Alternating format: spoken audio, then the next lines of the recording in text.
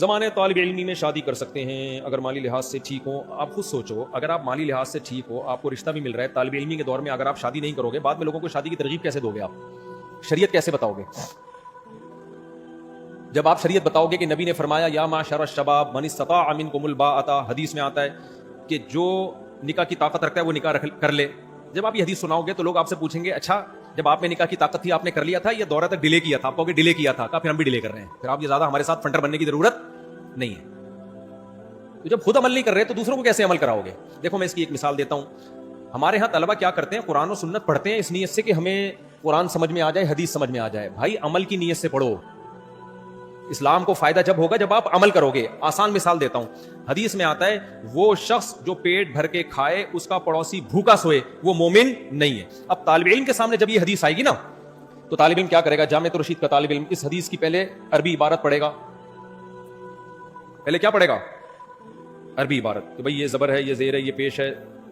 پھر دیکھے گا نحو کے لحاظ سے مبتدا کہاں ہے, خبر کہاں ہے, حال ذوالحال کدھر ہے, جار مجرور کدھر ہے, اس لحاظ سے حل کرے گا. پھر اس کی سند کی تحقیق کرے گا, پھر دیکھے گا کن کن کتابوں میں یہ حدیث ہے, پھر اس پہ پورا لیکچر تیار کرے گا. ان تمام باتوں میں سے کسی بات کا پڑوسی کو ٹکے گا بھی فائدہ نہیں ہے. نہیں آئی میرا خیال ہے بات؟ حدیث کا مطلب ہے کہ جو پیٹ بھر کے کھائے پڑوسی بھوکا سوئے وہ مومن نہیں ہے. اب طالب علم کیا کرتا ہے جامعۃ الرشید کا, وہ تمام چیزوں پہ تحقیق, پھر وہ یہ بھی دیکھے گا کہ یہاں جو حدیث میں آتا ہے وہ مومن نہیں ہے, اس سے کیا کامل درجے کا مومن نہیں ہے, یہ کافر ہو جائے گا. یہ بھی تحقیق کرے گا, نہیں بھئی یہ تو کفر دون کفر ہے, اس کا مطلب ہے کہ کفر کے قریب پہنچ جائے گا, نکاح نہیں ٹوٹتا اس کا, اتنا بڑا کافر نہیں ہو جاتا وہ. ساری تحقیقات پورا لیکچر تیار کرے گا.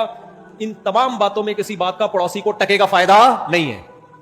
پڑوسی حدیث کا جو منشا ہے نا, حدیث کا جو مقصد ہے وہ یہ نہیں ہے کہ آپ کو یہ بتاؤ حال ذوالحال, جار مجرور, صفت موصوف, سند کیسی ہے. حدیث کا مقصد ہے پڑوسی بھوکے نہ سوئیں.